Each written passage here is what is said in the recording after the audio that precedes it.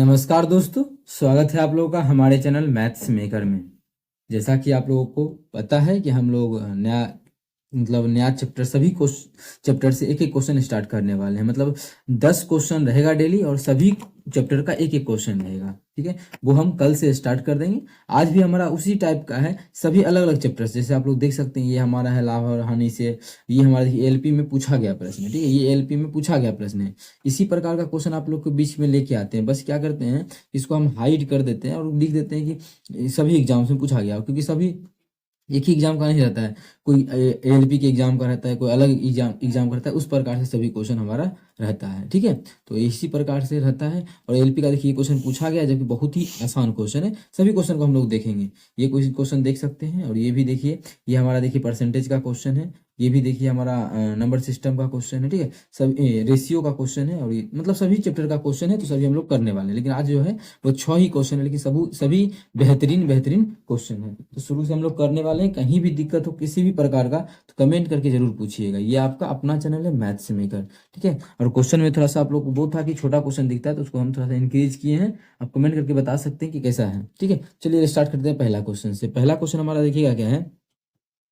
पहला क्वेश्चन, एक खुदरा विक्रेता, ठीक है, एक खुदरा विक्रेता अपने सभी सामानों का मूल्य क्रय मूल्य से 50% अधिक अंकित करता है और अंकित मूल्य पर 25% छूट प्रदान करता है।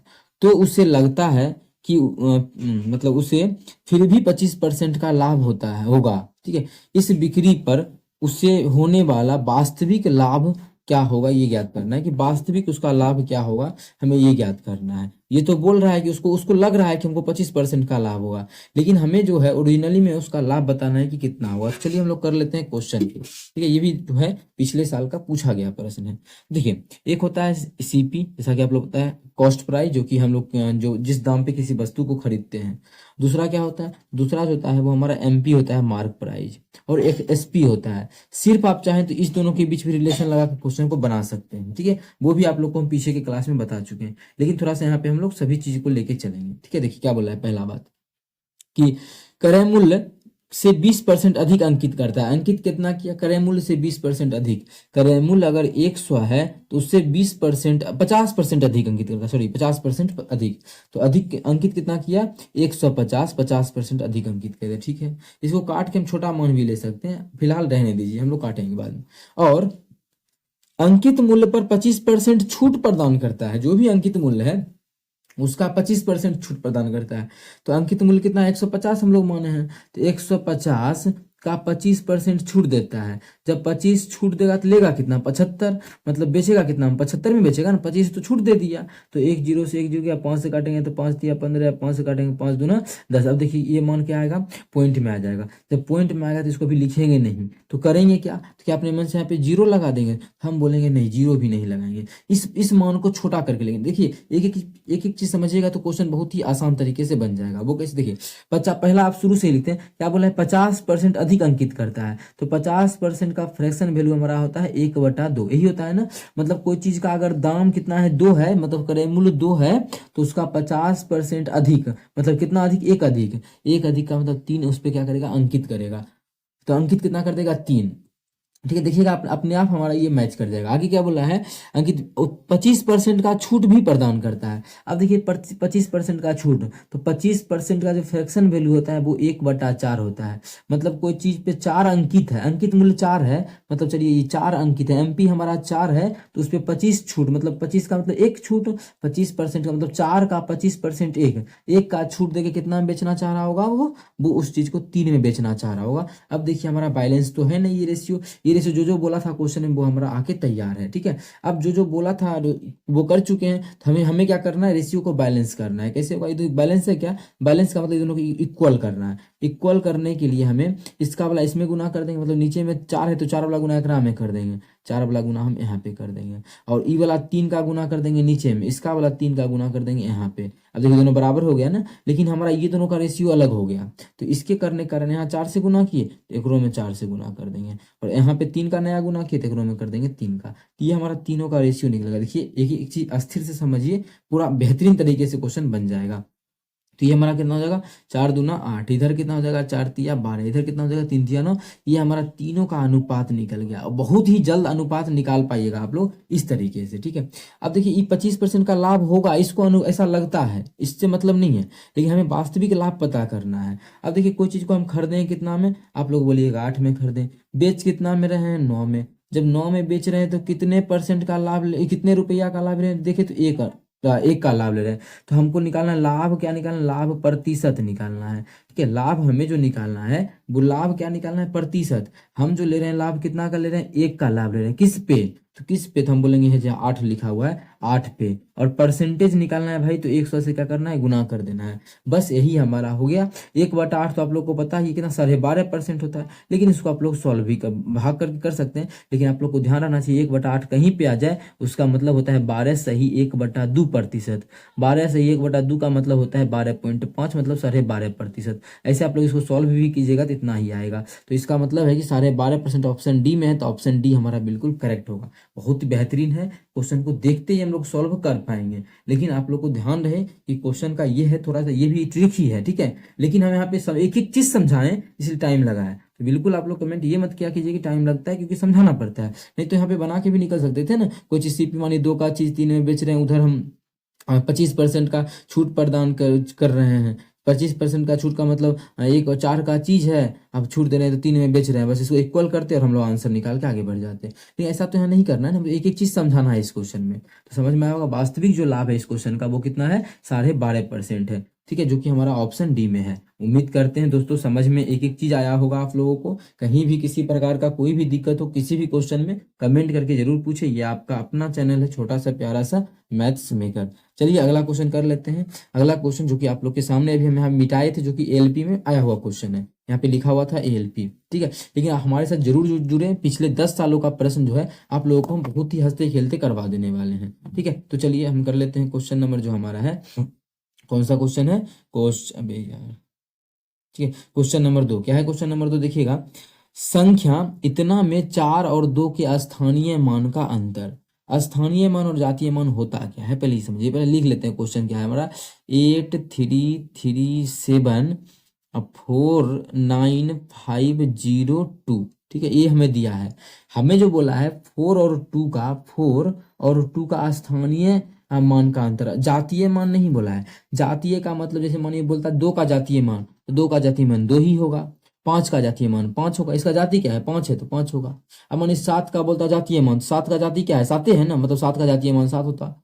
लेकिन जातीय मान पूछा नहीं है, लेकिन ध्यान है आप लोगों को, जातीय मान पूछे तो जिसका जो जातीय मान पूछेगा वही हो जाएगा। 8 का जातीय मान 8 होगा, 7 का जातीय मान 7 होगा, लेकिन यहाँ स्थानीय मान पूछा, मतलब स्थान कितने नंबर पे है।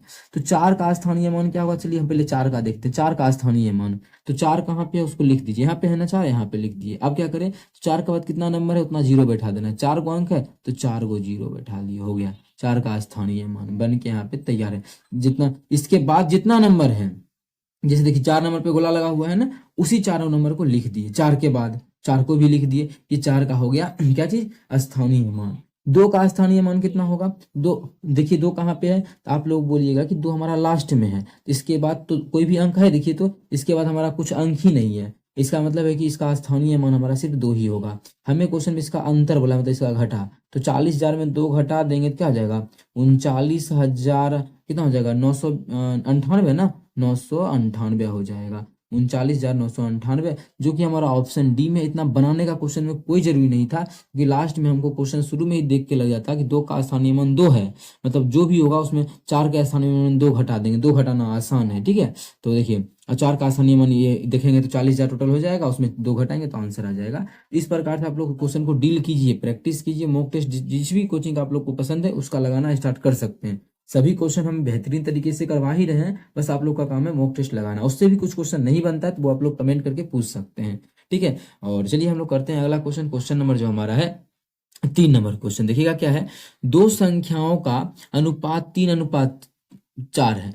2 संख्या, मानिए एक संख्या ए है एक संख्या बी है, इसका जो अनुपात दिया हुआ है वो 3:4 दिया हुआ है, ठीक है। संख्याओं का अनुपात 3:4 है। आगे बोला है उनका लघुत्तम समावर्तक 480 है। इसका एलसीएम जो है वो हमारा 480 है, 480 ये हमें दिया हुआ है। इसका जो एलसीएम है वो 480 है। तो उनका एचसीएफ समावर्तक ज्ञात कीजिए, हमें उसका एचसीएफ निकालना है। अब इस प्रकार के क्वेश्चन को कैसे बनाएंगे, और ये क्वेश्चन जो है बहुत बार पूछा गया प्रश्न है।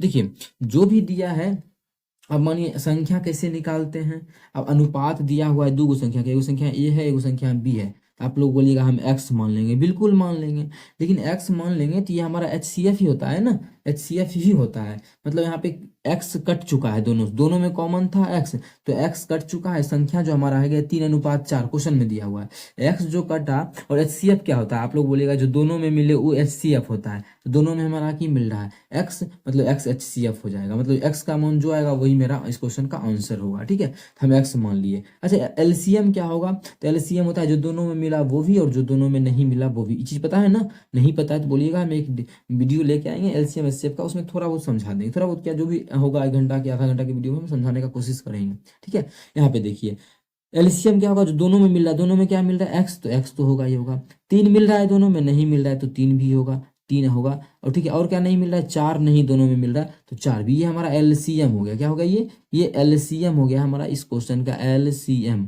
और एक्चुअल में जो एलसीएम दिया है वो हमारा 480 दिया हुआ है, कितना 480। लेकिन अगर क्वेश्चन में एचसीएफ का बात करता तो आप लोग बोलिए तो एचसीएफ कितना होगा, अभी आप लोग बोलेगा जो दोनों में मिला वही हाईएस्ट कॉमन फैक्टर। इस दोनों में कॉमन क्या है, एक्स है कॉमन। अगर एचसीएफ का बात करता तो वो हमारा एक्स होता है। ठीक है, लेकिन एक्स तो निकालना है, एचसीएफ तो निकालना ही है, देख सकते हैं यहाँ पे। चलिए इसको सॉल्व करते हैं। जब इसको काटेंगे 4 तिया 12, 12 चौके 48, 4 और 0। ठीक है, मतलब x का जो मान आ गया वो हमारा कितना आ गया, 4 और 0 40 आ गया। और एक्स सी तो हमारा क्या है, एचसीएफ है, मतलब एचसीएफ जो आ गया वो हमारा 40 आ गया। यहाँ x का मान बोले या फिर यहाँ पे हम लोग इसका मान 40 लिख दे, एचसीएफ हो। ये नहीं कि अब ये निकाल दिए फिर इसका मान यहाँ पे पुट करेंगे फिर एचसीएफ निकालेंगे तो काफी लंबा टाइम लगेगा। यहाँ पे थोड़ा सा है कि दिमाग लगाना है। ठीक है, उसके बाद आप लोग फटाफट मान को निकाल पाइएगा। इस क्वेश्चन का एचसीएफ पूछा था जो कि हमारा ऑप्शन 1 में है, तो ऑप्शन ए हमारा बिल्कुल करेक्ट आंसर हो जाएगा। कौन सा ऑप्शन, ऑप्शन ए। उम्मीद करते हैं दोस्तों समझ में आ गया होगा। कहीं भी किसी प्रकार का कोई भी दिक्कत हो किसी भी क्वेश्चन में कमेंट करके पूछ सकते हैं। अगर चाहे इतना नहीं लिखना आप लोग, जितना लिखना जरूरी नहीं भी है। ठीक है, दूसरा क्या तरीका है इस क्वेश्चन को सॉल्व करने का, अभी देखिए हम थोड़ा सा यहाँ पे डिस्कस कर रहे हैं। अनुपात अगर दो संख्या का दिया हुआ है, और ठीक है अनुपात दिया हुआ है, एचसीएफ माने कितना है 480 है, सही एलसीएम है। और एचसीएफ जब भी निकालना हो और दो संख्या का अनुपात दिया हो तो उसको गुना करके भाग कर दीजिए। 4 तिहाई 12, 12 से भाग कर दीजिए, 12 से भाग कीजिएगा तो 40 आएगा। यही हमारा क्या हो जाएगा, एचसीएफ हो जाएगा। तो एचसीएफ क्या बोले, अगर दो संख्याओं का अनुपात दिया है तो एलसीएम में उसी से उसके गुणनफल से भाग कीजिए और एचसीएफ निकल के तैयार होगा। लेकिन उसमें आप लोग को अगर मानिए कभी एचसीएफ पूछ दे, कभी एलसीएम पूछ दे, कभी संख्या पूछ दे, उसके लिए आप लोग को ये सभी चीज का नॉलेज होगा जो भी यहाँ पे हम लिखे हुए हैं। ठीक है, अगर मानिए संख्या पूछ देता तो एक्स का तो मान 40 आ गया, 40 से गुना करते 400 120 आता, ए पहली संख्या। दूसरी संख्या का 4 से गुना करते तो 4 चौक 16 160 आता। ये सभी चीज आप लोगों को ध्यान रखना होगा। ठीक है, तो चलिए हम लोग चलते हैं आगे की तरफ, क्वेश्चन नंबर 4। ठीक है, चौथा नंबर हमारा क्वेश्चन देखिएगा क्या है, 4 नंबर है हमारा।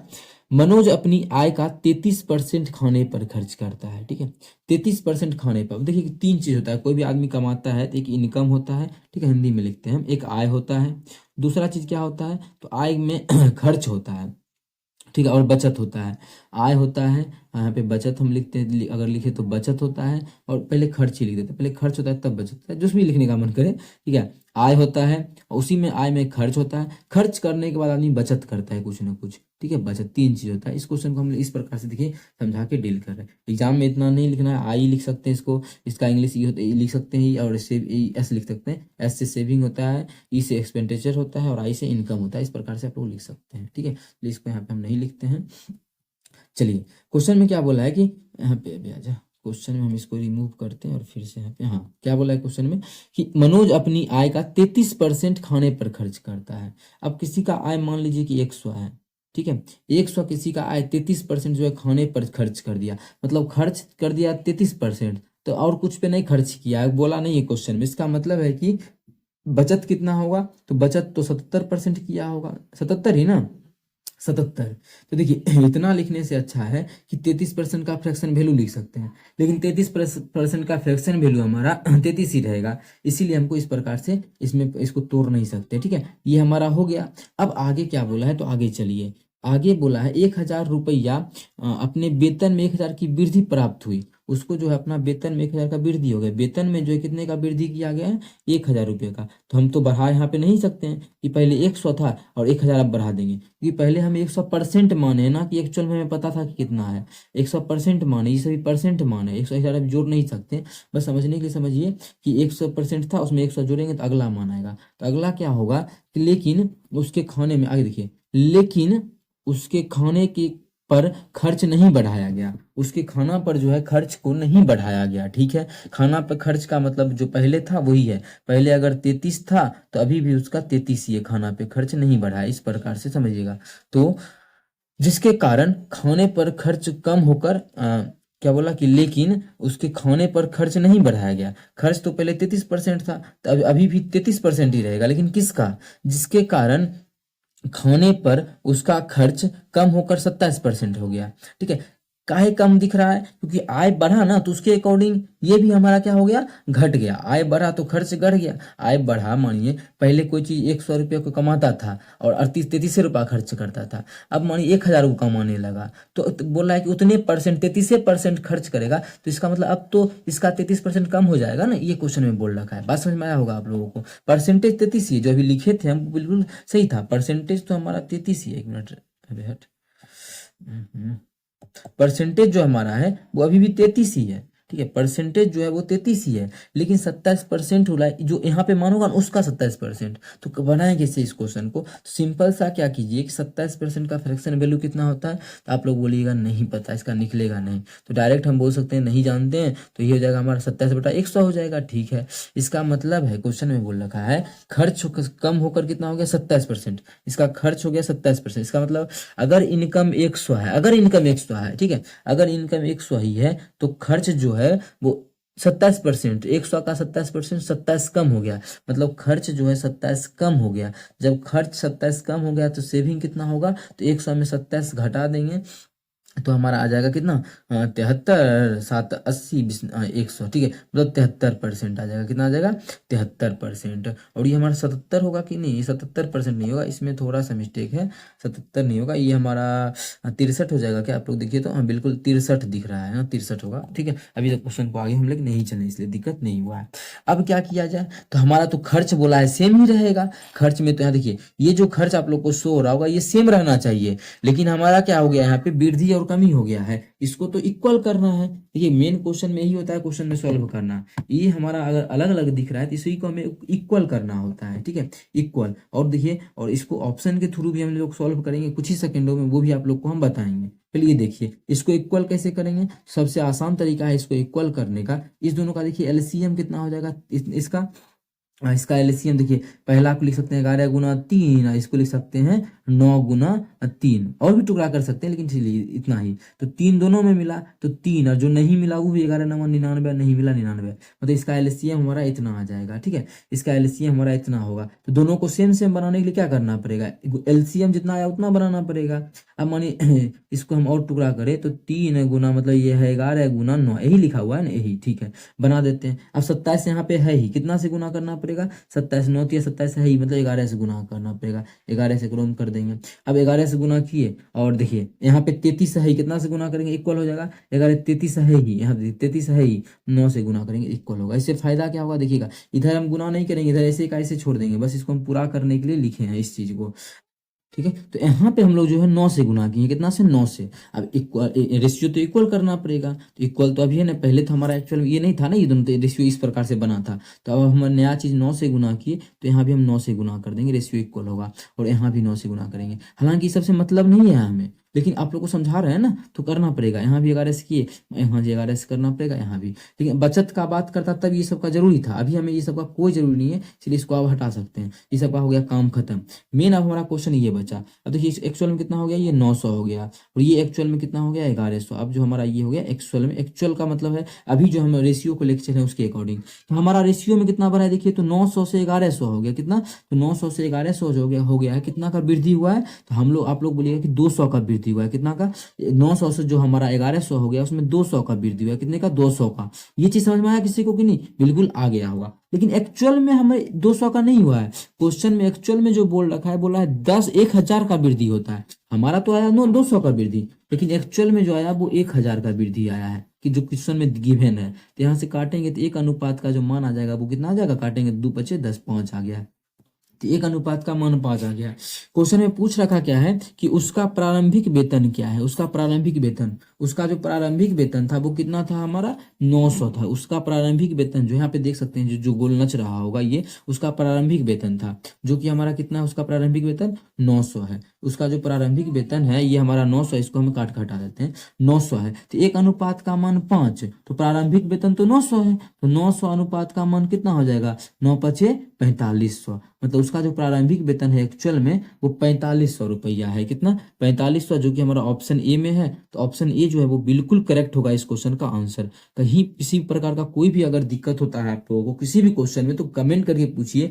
ये देखिए, समझने में टाइम लगेगा लेकिन क्वेश्चन को बनाने में बिल्कुल टाइम नहीं लगेगा इस प्रकार का क्वेश्चन में। और ध्यान रहे कि यहाँ पे 33-33 देख के नहीं डरना है। जब भी क्वेश्चन का मान अगर डाटा बड़ा देगा ना तो कुछ ना कुछ लोचा करेगा छोटा चीज में से। यहाँ पे देखिए कर दिया है, और ऑप्शन के थ्रू भी इस क्वेश्चन को हम लोग बना सकते हैं, ठीक है। लेकिन फिलहाल अभी यही समझिए, इस तरीका में क्या है कि बचत भी अच्छे से शो होता है, खर्च भी शो होता है और आय भी शो होता है। हमें जो जिसके साथ खेलने के लिए बोलेगा उसके साथ हम लोग खेल के आंसर को निकाल सकते हैं। इस क्वेश्चन को 2-3 बार देखे, आप लोगों को कॉन्सेप्ट जरूर क्लियर होगा, ठीक है। चलिए अगला क्वेश्चन। और आप लोग बोले हैं कि अच्छा क्वेश्चन लेके आना है, और लेके भी आए हैं, तो आप लोग को थोड़ा सा ध्यान देके समझना पड़ेगा। ये सभी क्वेश्चन जो आप लोग को एलपी में देखने को मिल सकता है। रीजन है कि एनटीपीसी में बहुत बार पूछा गया प्रश्न है, ठीक है, रिपीटेड क्वेश्चन है। चलिए अगला क्वेश्चन है 5 नंबर, जो कि हमारा क्वेश्चन नंबर, और जो क्वेश्चन जो आसान था वो आप लोग को हम दिखा भी दिए कि देखिए आसान क्वेश्चन एलपी में पूछा गया है ये क्वेश्चन। और ऐसा आसान क्वेश्चन आप लोग को हम बहुत दिनों से करवा रहे थे, ये एलपी का क्वेश्चन जो कि आप लोग को दिखाए भी। लेकिन ये सभी क्वेश्चन ग्रुप डी का भी है, कुछ क्वेश्चन एनटीपीसी का है, जेई का भी क्वेश्चन है, इसलिए आप लोग को जरूर करना चाहिए। चलिए अब इसमें क्वेश्चन ऐसा क्यों दिया इतना आसान? इतना आसान इसलिए दिया कि आप लोग को अगर रेशियो का कॉन्सेप्ट पता है तो डायरेक्ट दोनों का गुना करेंगे, स्क्वायर पूछेगा तो 12 हो गया, इसका हमारा 15, 15 12 180, तो 180 आंसर होगा। ये चीज पता होना चाहिए। नहीं पता है ये तो हम आंसर निकाल दिए, तो लेकिन आंसर तो अभी नहीं निकालने आया है ना, अभी समझाने आए हैं, इसलिए एक एक चीज समझाएंगे। यहाँ पे देखिएगा, देखिए अभी क्या है कि 144 है, समझिएगा, अनुपात 22 है, समानुपात हमारा 22:25। ये क्वेश्चन में क्या है, हमें गिवन है, दिया हुआ है। तो आखिर करना क्या चाहिए अगर ये चीज दिया हुआ है? तो एक एक चीज हम समझाएंगे, बस आप लोगों को पेंसिल्स बना के रखना है। देखिए आप जो पढ़ते आए हुए हैं बचपन से, पहले उस पर थोड़ा सा अगर चलना चाहे तो आप करते क्या थे हमेशा? 144 है तो 144, अनुपात 22 है मतलब बटा 22 है तो बटा 22, ठीक है। 4 गो बिंदु मतलब समानुपात है तो बराबर 22/25 है तो 25। इस प्रकार से इसको सॉल्व करते थे। तो इसको दोनों को गुना, दोनों को गुना, कोना को नहीं गुना, तो कोना को नहीं गुना, 22² बराबर होता था 144 × 25। ये नहीं कि बहुत बच्चा गुना कर देगा इसको, वहीं पे गलत, उसका टाइम बर्बाद हो जाएगा। अब स्क्वायर इधर से खत्म होकर उधर रूट हो जाएगा, और रूट में मान निकालेंगे तो कर मान कितना हो जाएगा? 12 गुना इसका मान जो हो जाएगा वो हमारा 5 होगा। 225 था, सॉरी 225 था, यहाँ पे 225 था, 225 था तो कितना हो जाएगा? 15, 12 और 15 को गुना करेंगे तो 180 आंसर आ गया। तो क्या इतना टाइम लगेगा इतना हल्का क्वेश्चन में? जैसे हम बताए शुरू में वो क्या तरीका था, ये तो समझ में आया, जो कि आप लोग को पढ़ते आ रहे हैं, इसको अभी हम हटाते हैं। अब ऐसे नहीं करना है। अब क्या करना है क्वेश्चन में, एक चीज पे ध्यान दीजिएगा आप लोग तो समझ में आएगा। अनुपात ये हम 25 कर देते हैं, ठीक है, अनुपात 25। ये यार 25 क्यों कर रहे हो भाई? ये हमारा अनुपात में जो है इसको हम सही कर लेते हैं। हमारा अनुपात 225 है, ठीक है, 2:5। अब देखिए जब भी ऐसा क्वेश्चन आ जाए, समानुपात वाला को अंदर वाला से गुना कीजिए और बाहर वाला को बाहर वाला के, ये अंदर दोनों है तो गुना करेंगे तो 22² बराबर हो जाएगा, बाहर को बाहर से गुना कीजिए तो कितना हो जाएगा? 144 × 225, ठीक है। अभी दिख रहा है कि तो इसको 22² उधर जाएगा तो रूट हो जाएगा, मतलब इसका रूट करेंगे, इसका रूट तो हमारा पता है कि इसका 12 होता है, इसका 15 होता है। जब इसको सॉल्व करेंगे तो 22 बराबर हो जाएगा 15 12 180, तो 22 का जो मान हो जाएगा 180। क्वेश्चन में 22 का मान ज्ञात करना था, जो कि हमारा ऑप्शन डी में है। तो ऑप्शन जो हमारा है वो डी बिल्कुल करेक्ट आंसर हो जाएगा। कौन सा ऑप्शन? Option D. उम्मीद करते हैं दोस्तों आप लोगों को एक एक चीज समझ में आ रहा होगा। कहीं भी किसी प्रकार का कोई भी दिक्कत हो किसी भी क्वेश्चन में, कमेंट करके जरूर पूछे। ये आपका अपना चैनल है, छोटा सा प्यारा सा मैथ्स मेकर, जो कि आप लोग को हम मिक्स प्रीवियस ईयर कुछ सालों, कुछ मतलब बोल सकते हैं कि 1 साल से मतलब 6-7 महीना या उससे पहले से भी करवा रहे हैं मिक्स प्रीवियस ईयर। अगर आप लोग नहीं देखे हैं तो जरूर जाके देखें। ठीक है, चलिए अगला क्वेश्चन की तरफ करते हैं। Question number 6। ये क्वेश्चन देखने में भले ही लग रहा होगा इतना बड़ा, लेकिन बहुत ही आसान क्वेश्चन है। हम चाहे तो क्वेश्चन को बहुत ही सेकेंडों में सॉल्व कर सकते हैं इस क्वेश्चन को। ठीक है, देखिए कैसे करेंगे सॉल्व। ठीक है, तो चलिए कर लेते हैं क्वेश्चन को सॉल्व। क्या, एक आदमी किसी कार्य को 5 दिनों में 4 घंटे प्रतिदिन, पहला क्या बोला है कि उस चीज को लिख लेते हैं। 5 दिनों में, देखिए 5 दिनों में प्रतिदिन 4 घंटा काम कर रहा है, मतलब इतना काम होगा। ठीक है, आगे मतलब जितना दिन है और ये घंटा है, गुना करते हैं और भी कुछ दिया रहेगा आदमी, उसका क्षमता, तो उसको भी गुना करते हैं, तो काम का निकल जाता है संख्या, मतलब उतना यूनिट काम होता है। ठीक है, तो अभी हो गया 20। आगे वाला अगला 5 दिन, मतलब ये तो 5 दिन करबे, एकर बाद का 5 दिन, तो ये हो 5 दिन। अगला 5 दिनों में 5 घंटा प्रतिदिन, 5 घंटा प्रतिदिन यहाँ भी किया। ठीक है, फिर बोला अंतिम 5 दिनों में, और 5 दिनों में, 5 दिन, अंतिम 5 दिनों में 6 घंटा प्रतिदिन, यहाँ पे जो है 6 घंटा प्रतिदिन किया। ठीक है, करके 15 दिनों में पूरा करता है। 15 दिन में पूरा हो रहा है, देखिए तो 5 5 10 5 15, ये काम जो है 15 दिन में पूरा हो रहा है। बिल्कुल यहाँ तक पढ़ लिए हम लोग। आगे बोला है यदि वह आधे घंटे, अब बोल रहा है इसी काम को, तो काम टोटल किया कितना है, मतलब इस सभी को जोड़ेंगे तो इतना ही काम हमारा टोटल जो काम हमारा होगा, इस सभी का योगफल होगा। यहाँ पे 5 चौके 20, यहाँ पे 5 25, यहाँ पे 6 25 30, 30 20 50 50, 25 25 50 20 75, तो टोटल जो काम हमारा हो गया वो 75 यूनिट हो गया। अब बोल रहा है इसी 75 यूनिट को, जो हमारा हो चुका है काम 75 यूनिट, ये इसी 75 यूनिट को यदि वह आधे घंटे के लंच ब्रेक, आधे घंटे का कितना लंच ब्रेक के साथ प्रतिदिन 8 घंटा काम करता है, डेली जो है वो 8 घंटा काम करता है, डेली जो है वो कितना काम करता है, डेली जो है 8 घंटा काम करता है, लेकिन प्रतिदिन आधा घंटा का ब्रेक लेता है। आधा घंटा का ब्रेक मतलब आधा घंटा मतलब 1/2, 1/2 का मतलब काम कितना देर करता है, बात समझे। 8 घंटा तो काम करता है, मतलब है काम, मतलब 8 घंटे का ड्यूटी करने गया, लेकिन उसमें जो है आधा घंटा वो खाना उना खाता है, तो आधा घंटा खाना उना खाता है, तो एक्चुअल में काम कितना किया, तो 7.5 घंटा। 7.5 घंटे का मतलब होता है 15/2 घंटा। ठीक है, तो डेली का जो है 15/2 घंटा काम किया। ठीक है, तो कितना आगे क्या बोला आगे, तो वह उस वक्त का कितने दिनों में पूरा कर लेगा, कितने दिनों में, डी हमें ज्ञात करना है। इतना घंटा डेली कर रहा है और क्या दिन में कंप्लीट करेगा, तो डी दिन में, और टोटल काम कितना है, ये काम है। इसको जब काटिएगा आप लोग तो बोलिएगा बिल्कुल हमारा कट जाएगा 15 25 75, और डी का मान जो हो जाएगा वो 5 दूना 10 आ जाएगा, कितना 10, मतलब 10 दिन में जो है अगर डेली 7.5 घंटा काम करे, 8 घंटा ही करे लेकिन आधा घंटा खाना खा रहा है, तो हम तो जोड़ेंगे 7.5 घंटा। तो डेली अगर इस प्रकार से काम करे तो हमारा 10 दिनों में काम कंप्लीट हो जाएगा, जो कि ऑप्शन सी में है। ठीक है, इसी प्रकार का डेली आप लोगों को देखिए अलग अलग चैप्टर से अलग अलग क्वेश्चन देखने को मिला है आप लोगों को। आगे mixture and allegation, time and work तो मिल ही गया, नाउ, ठीक है, जो भी चैप्टर है, चक्रवृद्धि ब्याज, साधारण ब्याज, वो सभी चैप्टर का क्वेश्चन आप लोगों को देखने को मिलेगा। जितना भी क्वेश्चन आया हुआ है रेलवे का, जितना भी, लगभग इस सप्ताह में जो है खत्म करने वाले हैं, लगभग इस सप्ताह में 7 दिन, 7 सप्ताह का 7 दिन, 7 दूना 14 है, लगभग हम यहाँ पे 500 से 600 क्वेश्चन आप लोग के साथ डील करने वाले हैं। जरूर आप लोग बने रहे। जो भी रेलवे में इधर 2023 में भी, 22 में भी ग्रुप डी का एग्जाम 21 या 22 में हुआ है, वो सभी का रहेगा, और एनटीपीसी का भी जो हुआ है इधर हाल फिलहाल में, उसका भी क्वेश्चन रहेगा। आप लोग जरूर हमारे साथ जुड़े। अगर आप लोग का कोई दोस्त भी है, अगर वो भी नहीं जुड़ा है, तो जरूर उसके मुझे बोले जुड़ने के लिए, और तो हम अच्छे से करवा रहे हैं। कहीं भी दिक्कत हो किसी भी प्रकार का तो कमेंट करके पूछिए। चलिए मिलेंगे नेक्स्ट वीडियो में इसी प्रकार का बेहतरीन क्वेश्चन लेके। Thank you.